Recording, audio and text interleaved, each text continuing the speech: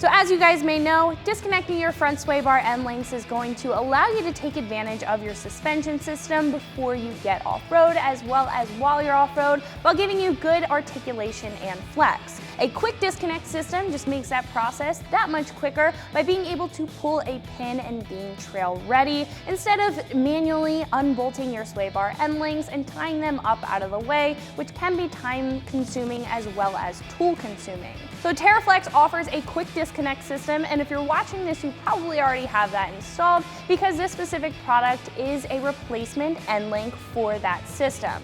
Now, parts break, they wear out over time, sometimes they get lost, and Teraflex is going to offer this as a direct replacement to that system. This is also a good option for the JK owner who's looking to piece together the puzzle, doesn't want to get everything in a kit right away, and just wants to build up that system. So this is going to roughly be $30, and like I said, this comes with just the link. It will come with a Zerk fitting for maintenance over time, which I do like over these stock links, and this will also come with a metal sleeve if you do need it.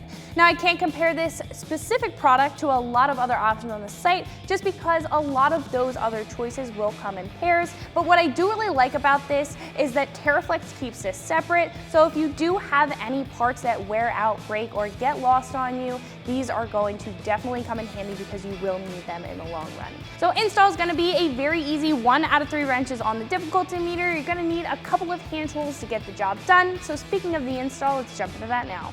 The tools that I used for my install were an impact wrench, a 1/2 inch drive and 3/8 inch drive ratchet, a 19mm and 18mm open-ended or box wrench, an 18mm shallow socket, as well as a 6mm Allen key. So I'm going to kick off this install by removing our front wheel. This is just going to give us a little bit more room to work with. I'm going to be using a 13/16 inch deep socket, as well as a small extension to give myself a little bit of room.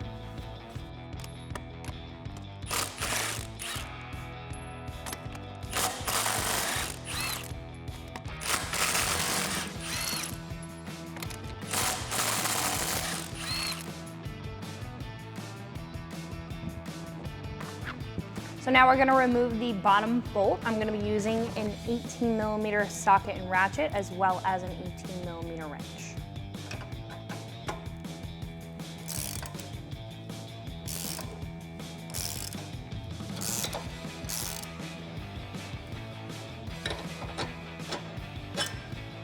Now, using a 19mm wrench and that same 18mm socket, we're going to remove the stud nut.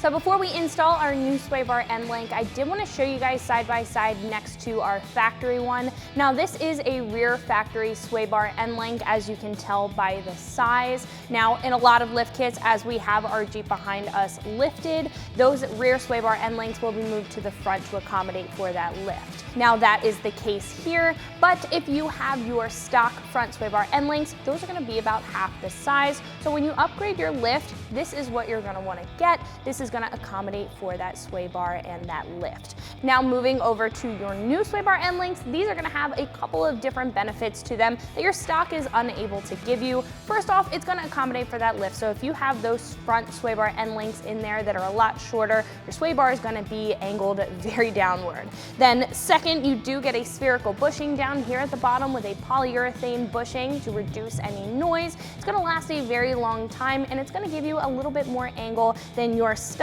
standard bushing is able to give you. Last, you do get a Zerk fitting down at the bottom, so you are able to grease these, you are able to maintenance these over time, so that is going to give you a very long lifespan out of your new sway bar end link. So enough about these on the table, let's go ahead and install our new one. So you will have to press this sleeve in, but after you're finished that, you can screw on your Zerk fitting. Now we can install this on our Wrangler. So now we can go ahead and install our new sway bar end link, starting with the top stud. Now, I pulled down our sway bar just a little bit to give us a little bit more room to work with. Just make sure that it's oriented in the correct way when you're doing this. I also disconnected the other side to get that flex out of our sway bar.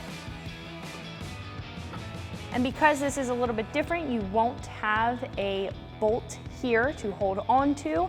You will have an Allen key hole on the stud. So we're gonna use a 6mm Allen key and a 19mm wrench to tighten that down.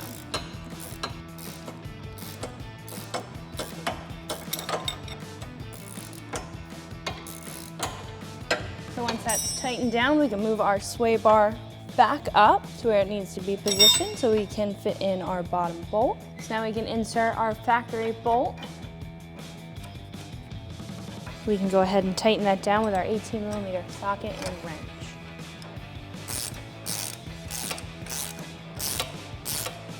After that's tightened down, you can secure the other side and you're all set to go. So that's gonna wrap it up for my review and install. Make sure you like and subscribe, and for more videos like this, keep it right here at ExtremeTerrain.com.